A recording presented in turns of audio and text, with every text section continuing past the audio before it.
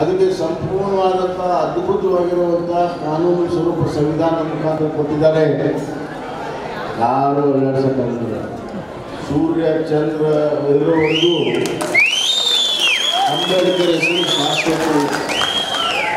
ಬುದ್ಧ, ಬಸವ, ಅಂಬೇಡ್ಕರ್, ವಾಲ್ಮೀಕಿ ನಮಗೆ ಆದರ್ಶ ಹಾಗೂ ಪ್ರೇರಣೆ. ನಮ್ಮ ತೀರ್ಮಾನಗಳಿಗೆ ಈ ಮಹನೀಯರ ಬದುಕು ವಿಚಾರಧಾರೆಯನ್ನು ಕೇಳಿ ನಿರ್ಣಯಗಳನ್ನು ತೆಗೆದುಕೊಳ್ಳಲಾಗುತ್ತಿದೆ ಎಂದು ಮುಖ್ಯಮಂತ್ರಿ ಬಸವರಾಜ ಬೊಮ್ಮಾಯಿ ತಿಳಿಸಿದರು. ಅವರು ಶುಕ್ರವಾರ ನಡೆದ ನಾಗಸೇನಾ ವಿದ್ಯಾಲಯದಲ್ಲಿ ಬುದ್ಧ ಅಂಬೇಡ್ಕರ್ ಮಂಟಪವನ್ನು ಉದ್ಘಾಟಿಸಿ ಡಾಕ್ಟರ್ ಬಿಆರ್ ಅಂಬೇಡ್ಕರ್ ಅವರ ವಸ್ತು ಸಂಗ್ರಹಾಲಯಕ್ಕೆ ಶಂಕುಸ್ಥಾಪನೆ ನೆರವೇರಿಸಿ ಮಾತನಾಡಿದರು. ಇವರೆಲ್ಲರೂ ತಮ್ಮ ಬದುಕನ್ನೇ ತ್ಯಾಗ ಮಾಡಿದ್ರಿಂದ ಅವರು ಶಾಶ್ವತವಾಗಿರುತ್ತಾರೆ. ಆದರ್ಶಗಳನ್ನು ಬಿಡದವರು ಶಾಶ್ವತವಾಗಿರುತ್ತಾರೆ. ಆದರ್ಶಗಳನ್ನು ಬಿಟ್ಟವರು ಕಾಲ ಸೀಮಿತವಾಗಿರುತ್ತಾರೆ ಎಂದರು. ನಾಗಸೇನಾ ವಿದ್ಯಾಲಯಕ್ಕೆ ಅಗತ್ಯ ಅನುದಾನವನ್ನು ಸರ್ಕಾರದಿಂದ ಬಿಡುಗಡೆ ಮಾಡಲಾಗುವುದೆಂದ ಮುಖ್ಯಮಂತ್ರಿಗಳು, ನಾನು ಒಬ್ಬ ಅಂಬೇಡ್ಕರ್, ಬುದ್ಧ, ಬಸವಿ, ವಾಲ್ಮೀಕಿ ಭಕ್ತ.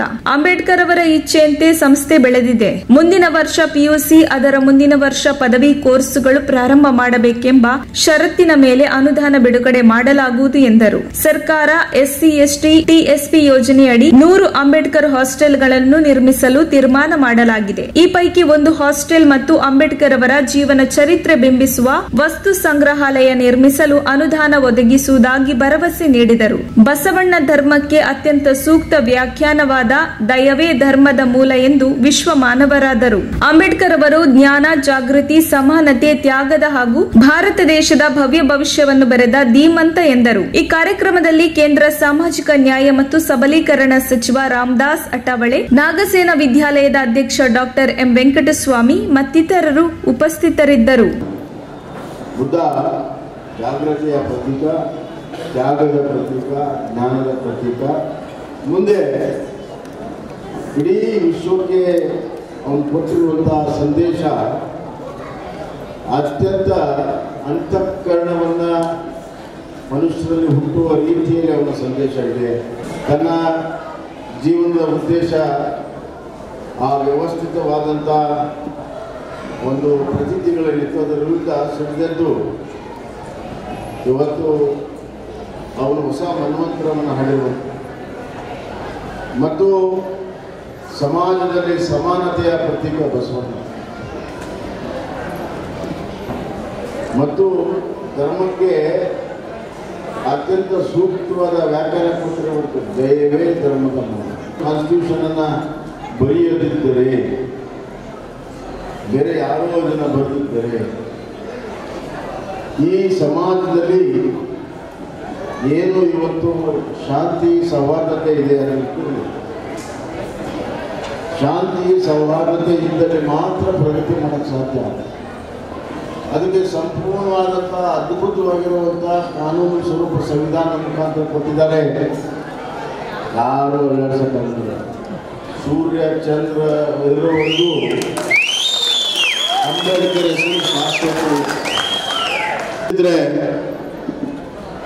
ರಾಮಾಯಣ ಇಷ್ಟು ಅದ್ಭುತವಾದ ಚಿತ್ರಣ ಇರ್ತಿದ್ದಿಲ್ಲ. ಯಾವ ರೀತಿ ಅಂಬೇಡ್ಕರ್ ಇಲ್ದಿದ್ರೆ ಕಾನ್ಸ್ಟಿಟ್ಯೂಷನ್ ಇರ್ತಿರಲಿಲ್ಲ.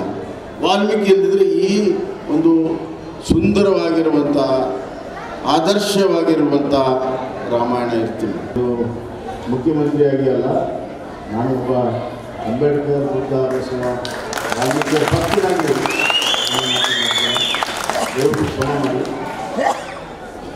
ಈ ಸಂಸ್ಥೆ ಮಹಾರಾಜರು ಕೊಟ್ಟಿರುವಂಥ ಜಾಗ ಅಂಬೇಡ್ಕರ್ ಅವರ ಇಚ್ಛೆಯಂತೆ ಬೆಳೆದಿದೆ. ಇನ್ನಷ್ಟು ಬೆಳಿಬೇಕು. 2-3 ವಿಚಾರಗಳನ್ನು ಏನು ವೆಂಕಟಸ್ವಾಮಿ ಅವರು ಹೇಳಿದ್ದಾರೆ ಅದಕ್ಕೆ ಸಂಪೂರ್ಣವಾದಂಥ ಸಹಮತ ಮತ್ತು ಬೆಂಬಲವನ್ನು ಕೊಡುತ್ತಾ ಈ ಸಂಸ್ಥೆಗೆ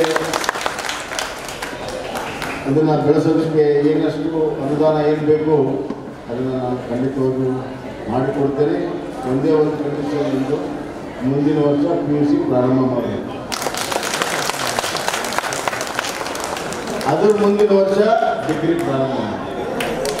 ಇದಕ್ಕಿಂತ ಮನೆ ಬಂದಿದ್ದು ಎಷ್ಟೋ ಬೆಳೆದಿದ್ದಾವೆ. ನಿಮ್ಗೆ ಸರ್ ಇಂಥ ಸೆಂಟ್ರಲ್ ಪ್ಲೇಸಲ್ಲಿ ಇರೋದು, ಬೆಂಗಳೂರಿನ ಸೆಂಟ್ರಲ್ ಪ್ಲೇಸಲ್ಲಿ ಇದ್ದು ನೀವು ಯಾಕೆ ಬೆಳೆದಿಲ್ಲ? ಇದನ್ನ ಘೋಷಣೆ ಮಾಡೋರು ಯಾಕೆ ಮಾಡಲಿಲ್ಲ? ನನಗೆ ದುಃಖ ಕಾಡ್ತಾರೆ. ಈಗ ನಿಮ್ಮ ಕೈಯಲ್ಲಿ ಬಂದಿದೆ. ನಿಮ್ಮ ಕಾಲದಲ್ಲಿ ನಮ್ಮ ಅಠವಾಳೆಯವರು, ರಾಮದಾಸ್ ಅಠವಾಳೆಯವರ ಒಂದು ಅಧ್ಯಕ್ಷತೆಯಲ್ಲಿ ಇದು ಒಳ್ಳೆಯ ಕಾಲ ಬಂದಿದೆ. ಅದಕ್ಕೆ ಏನು ಬೇಕು ಸಹಾಯವನ್ನು ಮಾಡೋಣ. ಮುಂದಿನ ವರ್ಷ PUC, ಅದನ್ನು ವರ್ಷ ಡಿಗ್ರಿಯನ್ನು ಪ್ರಾರಂಭ ಮಾಡಿ ಮತ್ತು ನಮ್ಮ SCPSTಯಲ್ಲಿ 100 ಅಂಬೇಡ್ಕರ್ ಹಾಸ್ಟೆಲ್ಗಳನ್ನು ಮಾಡಬೇಕು ತೀರ್ಮಾನ ಮಾಡಿದ್ದೇವೆ. ಅದರಲ್ಲಿ ಗ್ರಾಮೀಣ ಪ್ರದೇಶದ ಮಕ್ಕಳಿಗೆ ನಾವು ಅನುಕೂಲ ಮಾಡಿಕೊಳ್ಳೋದಾದರೆ 1 ಹಾಸ್ಟೆಲ್ಗಳನ್ನು ನಿಮ್ಮ ಆವರಣದಲ್ಲಿ ನಾನು ಮಾಡ್ತೇನೆ. ಮತ್ತು ಏನು ಅಂಬೇಡ್ಕರ್ ಅವರ ಜೀವನ ಚರಿತ್ರೆಯನ್ನು ಬಿಂಬಿಸುವಂಥ ಒಂದು ಮ್ಯೂಸಿಯಂ ಏನು ಮಾಡಬೇಕು ಅಂತಿದೆ. ಈಗ ನಮ್ಮ ರಾಜ್ಯ ಸರ್ಕಾರ ಸ್ಕೀಮ್ ಇದೆ. ಎಲ್ಲೆಲ್ಲಿ ಅಂಬೇಡ್ಕರ್ ಅವರು ಭೇಟಿ ಕೊಟ್ಟಿದ್ದಾರೆ 10 ಸ್ಥಳಗಳಿಗೆ ಅದನ್ನು ಅಭಿವೃದ್ಧಿ ಮಾಡಬೇಕಂತ ನಾವೇನು ತೀರ್ಮಾನ ಮಾಡಿದ್ದೇವೆ. ಅದರಲ್ಲಿ ಇದೊಂದು ಆಯ್ಕೆ ಮಾಡಿ ಇದಕ್ಕೂ ಕೂಡ ಅನುದಾನವನ್ನು ನಾನು ಕೊಡ್ತೇನೆ ಅನ್ನೋದು ಹೇಳಿ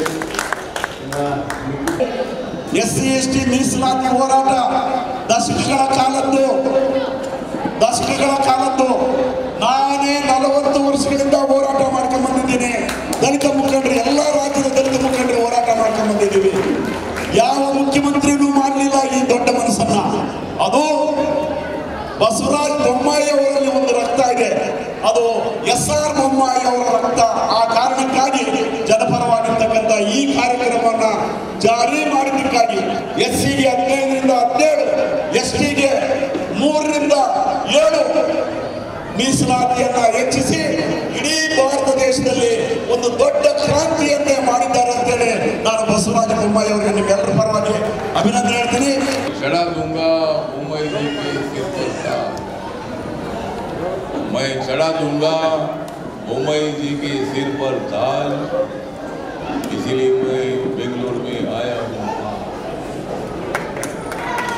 तो आज यहाँ पीपल्स एजुकेशन सोसाइटी जो डॉक्टर बाबा साहब अम्बेडकर जी ने 9 जुलाई 1946 को मुंबई में स्थापित की थी, उसकी ब्रांच यहाँ बेंगलोर में है। यहाँ 450 स्टूडेंट यहाँ पढ़ते हैं, नर्सरी से लेकर 10th तक यहाँ अपना स्कूल है। और आज यहाँ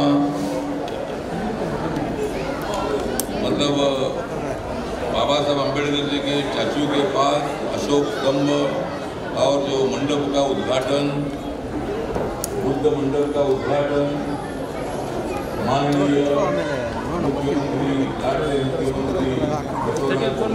किया है।